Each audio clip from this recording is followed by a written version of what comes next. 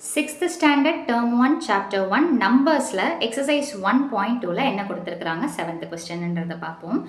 ATM கார்டுக்கு நம்ம பாஸ்வேர்டை ஆக்சஸ் பண்ணணும். ஓகேங்களா, அதுக்கு என்னென்ன டிஜிட்ஸ் கொடுத்துருக்குறாங்கன்னு பார்த்தீங்கன்னா 9, 4, 6 and 8. இதை வச்சு நம்ம என்ன பண்ணணும்னு பார்த்தீங்கன்னா ஸ்மாலஸ்ட் 4 டிஜிட்டை உருவாக்கணும். அதே நேரத்தில் அந்த டிஜிட்ஸ் என்னவாக தான் இருக்கணும்னு பார்த்தீங்கன்னா ஈவன் நம்பராக தான் இருக்கணும். ஸோ அந்த பாஸ்வேர்டு, ஏடிஎம்மோட பாஸ்வேர்டு என்ன, இதுதான் கொஸ்டின். தமிழ் மீடியம் பார்த்தீங்கன்னா ஒரு ஏடிஎம் கார்டுக்கு உண்டான எண்களை கொடுத்துருக்குறாங்க.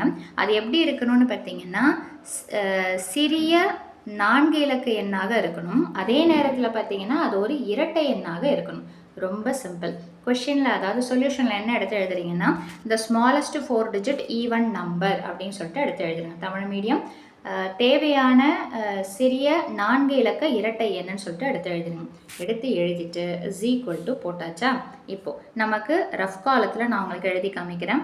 என்னென்ன நம்பர் இருக்குதுன்னு பார்த்தீங்கன்னா 9, 4, 6, 8. ஓகேங்களா, இப்போது இதில் அதாவது அசெண்டிங் ஆர்டராக பாருங்கள், ஏறு வரிசையில் பாருங்கள்.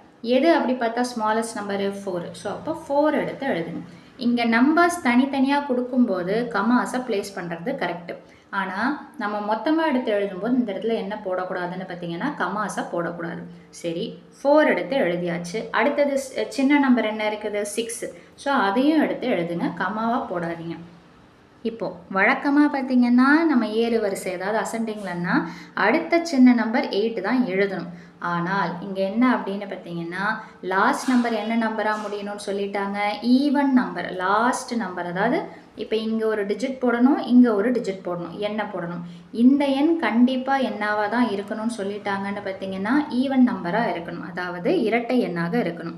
இப்போ 9 போட்டால் அது ஈவன் நம்பராக இருக்குமானா கண்டிப்பாக இருக்காது. ஏன்னா 9ன்றது என்னன்னு பார்த்தீங்கன்னா ஆட் நம்பர். அப்போது எதை தான் நான் போட்டாகணும் அப்படின்னு பார்த்தீங்கன்னா லாஸ்ட்டில் 8ன்னு சொல்லிட்டு போட்டாகணும். ஸோ இதையும் போட்டாச்சு.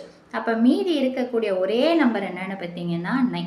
ஸோ 4, 6, 9, 8ன்றது தான் அந்த ஏடிஎம்முடைய பின் நம்பர். ஓகேங்களா, ஸோ அதிலே 8th கொஷின் பாருங்கள். Postal index number consist of 6 digits அப்படின்னு சொல்லிட்டு சொல்கிறாங்க.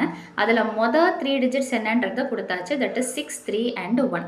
இப்போ என்ன கேட்குறாங்கன்னா லார்ஜஸ்ட் நம்பரையும் கண்டுபிடிங்க, ஸ்மாலஸ்ட் போஸ்டல் கோட் நம்பரையும் கண்டுபிடிங்க.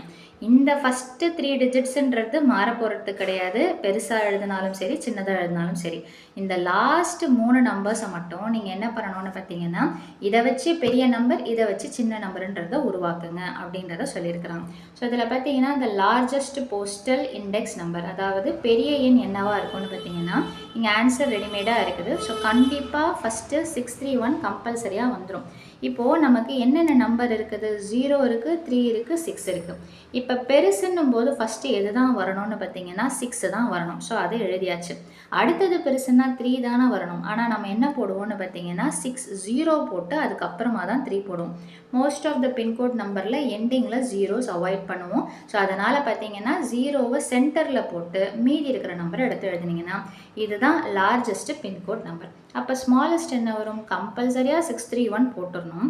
போட்டுட்டு இப்போ இதில் சின்ன நம்பர் என்னது 0, அடுத்த சின்ன நம்பர் என்னது 3, அடுத்த சின்ன நம்பர் என்னது 6. இதை எழுதிட்டேன்றதுக்கு அடையாளமாக நான் அதை போட்டிருக்கிறேன், இதை ரஃபில் மட்டுமே எழுதிக்கும்.